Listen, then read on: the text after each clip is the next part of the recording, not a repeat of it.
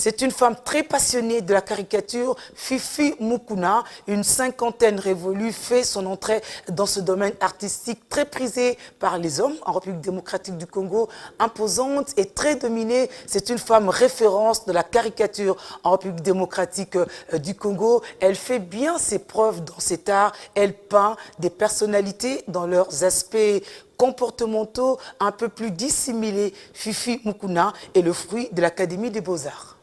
Une caricature est un portrait peint, dessiné ou sculpté qui amplifie certains traits caractéristiques du sujet. Cet art à part entière a pour objectif à la fois d'amuser et de faire passer un message en insistant sur le côté ridicule de certains comportements et surtout de certaines idées.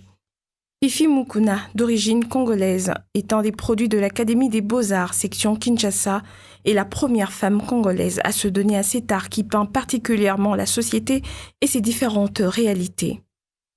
Née le 15 janvier 1968, cette fille de diplomate zaïrois a suivi ses études primaires en Belgique. C'est à l'âge de 8 ans que sera découvert en elle le talent de dessinateur et elle débutera sérieusement dans la caricature en 1989. Graduée en arts plastiques à l'Académie des Beaux-Arts de Kinshasa, elle commence sa carrière de caricaturiste dans plusieurs magazines et journaux de cette même ville au début des années 1990. Talentueuse dans son domaine, elle remporte de nombreux prix, dont celui des Calques d'argent au Grand Prix de la presse écrite dans la catégorie caricature. Ce prix lui permettra d'ailleurs de faire connaître ses caricatures pour atteindre d'autres niveaux en 2001 en intégrant un collectif d'auteurs africains qui sortira le recueil À l'ombre du baobab. C'est en 2002 que Fifi Mukuna émigre en France où elle obtient le statut de réfugiée politique. À cette même année, elle dessine pour l'album collectif Afrobulle publié dans la revue italienne Linus et participe à l'exposition Matite africaine.